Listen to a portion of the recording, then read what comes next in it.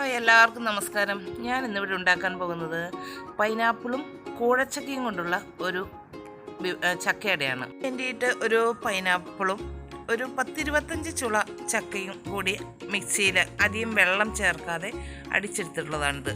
ഞാനിവിടെ ഒരു തേങ്ങ ചിരകി എടുത്തിട്ടുണ്ട്.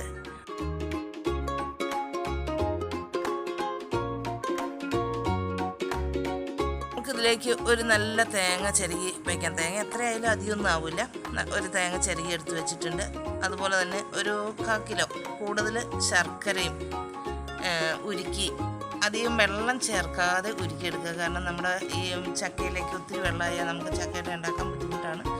അത് എല്ലാം കൂടി നമ്മുടെ പൈനാപ്പിളും ചക്ക അടിച്ച് വെച്ചിരിക്കുന്നതിലേക്ക് ഇട്ട് നന്നായിട്ട് ഇളക്കി കൊടുക്കാം കേട്ടോ.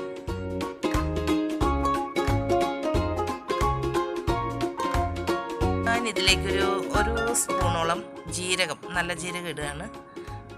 പിന്നെ കുറച്ച് ഏലക്കാപ്പൊടി പൊടിച്ച് വെച്ചതും കൂടി അതിലേക്ക് ഇട്ടു. വീണ്ടും നന്നായിട്ടൊന്ന് ഇളക്കി കൊടുക്കുക. എത്ര ഇളക്കിയാലും കുഴപ്പമില്ല കേട്ടോ. ഇതിലേക്ക് നമുക്കൊരു 1/4 കിലോ ഗോതമ്പ് പൊടി ചേർക്കാം. അത് വെള്ളത്തിനനുസരിച്ച് നമുക്ക് ചേർക്കണം.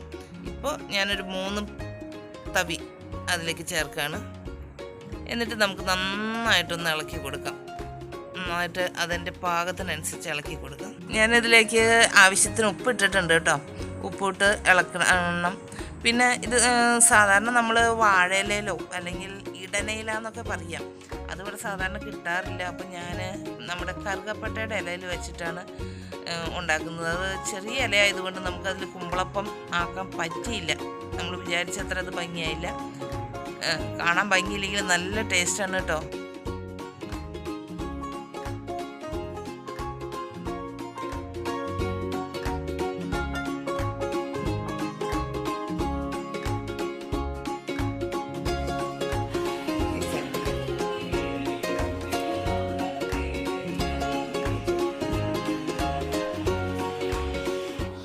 ഇടനയിൽ എല്ലാവർക്കും കിട്ടിയെന്ന് വരില്ലല്ലോ. അപ്പോൾ എനിക്ക് തന്നെ കിട്ടിയത് കണ്ടോ, ചെറിയ ഇല. അതുകൊണ്ട് അത് അത്ര സുഖമായിട്ട് ഉണ്ടാക്കാൻ പറ്റില്ല. അപ്പം നമുക്കിത് വാഴയിലയിൽ ഒന്ന് പരത്തി നമ്മുടെ അടയ്ക്കൊക്കെ കുഴയ്ക്കുന്ന നമ്മൾ സാധാരണ അങ്ങോട്ട് ഇങ്ങനെ മടക്കാറുള്ളത്. അപ്പോൾ ഞാനിത് അങ്ങനെയല്ല ചെയ്യുന്നത്. നമുക്ക് ഉരുട്ടി അപ്പോൾ അതിൻ്റെ ഉള്ളിലേക്കൊക്കെ പെട്ടെന്ന് ആവി കയറി വേവാൻ നല്ല എളുപ്പത്തിൽ എല്ലാം വെന്ത് കിട്ടും. അത് ഞാൻ ഇഡ്ഡലി ചെമ്പിൽ വയ്ക്കുകയാണ്. അതുപോലെ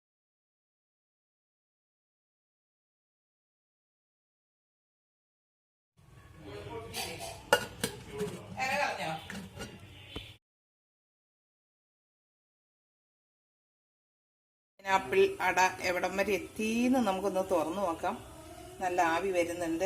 ഇതിൻ്റെ ഇടയിലൊക്കെ ഒന്നുകൂടെ ആവി വരാനുണ്ട്. നമ്മൾ ഈ ഇലയിൽ സാധാരണ മടക്ക് പോലെയല്ല കേട്ടോ. ഇത് ഇങ്ങനെ ഓരോ ലെയറും പൊടിച്ചാൽ നമുക്ക് അങ്ങനെ ഓരോ ലെയറിലായിട്ടാണ് ഇത് ഈ അടയിരിക്കുക. നമുക്കപ്പോൾ ഉള്ളിലൊക്കെ നല്ല വെന്ത് നല്ല നീളൻ അലയായി കിട്ടും.